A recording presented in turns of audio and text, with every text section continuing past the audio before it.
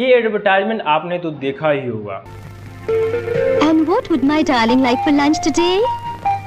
Aloo matar with lots and lots of matar. Vitamin-enriched dalda, so pure it brings out all the taste of food. And hot puris. Ooh. Love and care, mothers and dalda. Some things never change. Dalda. कभी TV channels में तो कभी newspapers में तो कभी poster और templates में। लेकिन जानते हैं आज ये एडवर्टाइजमेंट क्यों बंद हो गया? डालडा कंपनी क्यों आज इतना घाटे में चल गई होगी कि क्यों उसे बंद करना पड़ा, और इसका निर्माण कैसे हुआ था, कैसे खड़ा किया, कैसे इंडिया का नंबर 1 ब्रांड बन गया था। आज आइए सभी खेल समझते हैं और जानते हैं इसके बारे में। ब्रिटिश के शासनकाल में देसी घी को एक महंगा उत्पाद माना जाता था। उस समय इस घी को केवल अमीर लोग ही अफोर्ड कर पाते थे, जिनके पास बहुत सारा पैसा होता था या फिर जो गाय का पालन पोषण करते थे। गरीब लोग इस चीज़ को अफोर्ड नहीं कर पाते थे। जो लोग अफोर्ड इस चीज़ को करते थे उन्हें अमीर कहा जाता था।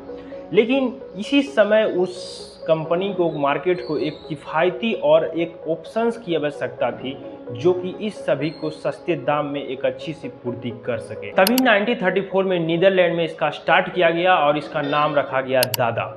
लेकिन इसका मेन उद्देश्य सिर्फ था लोगों तक घी पहुंचाना और लोगों के घरों तक सस्ता घी पहुंचाना। लेकिन जब पोस्टर और बैनर छापा गया तो उसके डिस्क्रिप्शन में लिखा गया कि यह एक हाइड्रोजनेटेड पाल्म ऑयल है। इसलिए इसमें palm oil, hydrogenated palm oil लिखा जाता था ताकि वो हाइड्रोजन मिलाते थे इसे टोस्ट बनाने के लिए, ताकि वो घी के जैसा दिखे। इसलिए वो अपने डिस्क्रिप्शन में हाइड्रोजनेटेड पाल्म ऑयल घी लिखते थे। इसका इंपोर्ट इंडिया में हुसैन दादा एवं हिंदुस्तान वनस्पतिक मैन्युफैक्चरिंग कंपनी, जिसका भी का नाम है हिंदुस्तान यूनिलीवर लिमिटेड के द्वारा किया जाता था, जो कि किफ़ायती दामों में बेचा जाता था। जैसे कि आप जानते हैं इसका नाम दादा था, लेकिन कुछ समय के बाद यूनिलीवर ब्रदर्स ने इसको खरीद लिया और उन्होंने जाहिर किया कि दादा के बीच में उनका यल रहना चाहिए कहीं पर, तो इसलिए इसका नाम डालडा कर दिया गया। 1937 में इसे इंडिया में लॉन्च किया गया और इंडिया में लॉन्च करते ही यह तो था एक पाल्म ऑयल ही। पाल्म ऑयल होने के कारण ये इसमें एक अलग गंध थी। गंध होने के कारण लोग ने इसे इंडिया में नापसंद करने लगे। नापसंद करने के बाद से इस कंपनी का डाउनफॉल होने लगा। लेकिन इसी बीच कंपनी ने एक एडवर्टाइजमेंट कंपनी को हायर करता है जिसका नाम था लिंटस। लिंटस जो इंडिया का फर्स्ट मल्टीमीडिया एडवर्टाइजमेंट कंपनी था। इसने डालडा के लिए एक महत्वपूर्ण वीडियो बनाया जो कि हर सिनेमा घरों, हर न्यूज़ चैनल और हर जगह टीवी में दिखाने लगा, और एक न्यूज़ टेम्पलेट्स बनाया, सभी न्यूज़पेपर में डालने लगा, पोस्टर साटने लगा और बहुत ही बड़े मात्रा में प्रचार प्रसार डालडा का करने लगा। इसके होने से सभी भारतीयों के दिलों में ये बसा दिया कि यह एक हेल्दी और यह एक गुड पाल्म ऑयल घी है, जिसे बनाने से आप हेल्दी महसूस करेंगे, आपका स्वास्थ्य ठीक रहेगा।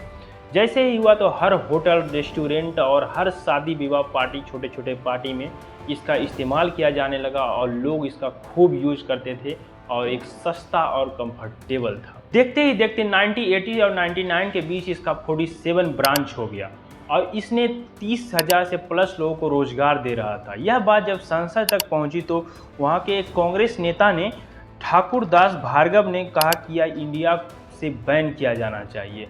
यह एक विलायती घी है जो इंडिया में रहकर लोगों को नुकसान कर रहा है और पाल्म ऑयल से बहुत सारे समस्याएं हो रही है। और लेकिन उस समय इनका बात नहीं सुना गया और यह संभव नहीं हुआ क्योंकि लाखों किसान और अपने मजदूर इस पाल्म ऑयल की इंडस्ट्री पर निर्भर थे और वो पाल्म ऑयल का खेती करते थे। 1999 में जब हम में से अधिकतर लोग पैदा हो रहे थे तो उस समय एक रिसर्च किया गया था कि ट्रांस फैट शरीर के लिए कितना हानिकारक होता है। यह ट्रांस फैट उस पाल्म ऑयल में मौजूद था, डालडा में, जो कि भरपूर मात्रा में उसमें मौजूद था। For those who don't know about palm oil trans fat, मैं उनको बता दूं कि उनके लिए ट्रांस फैट के सेवन से आपका कोलेस्ट्रॉल बढ़ता है और इससे कार्डिक अरेस्ट और कई स्वास्थ्य समस्याओं हो सकती है। कई शिक्षित लोग और समझदार लोगों ने इसका इस्तेमाल करना बंद कर दिया और इसके जगह उन्होंने देसी घी का इस्तेमाल करने लगा। लेकिन उस समय शिक्षा उतना चरम सीमा पर नहीं था। इसका परिणाम स्वरूप कई लोगों ने इसका इस्तेमाल करते रहे और वो पाल्म ऑयल का यूज करने लगे सब चीज़ों में। लेकिन इसी बीच एक अफवाह फैली। अफवाह यह था कि इस पाल्म ऑयल को गाय और सूअर के चमड़ी से इसका फैट निकाला जाता है। तो उस समय दोनों धार्मिक लोगों पर आहत पहुंची और इनका इस्तेमाल करना सभी ने बंद कर दिया। अब इसका यहाँ से इसका डाउनफॉल स्टार्ट होना शुरू हुआ, जो कि अभी तक इसका कोई अता पता नहीं है।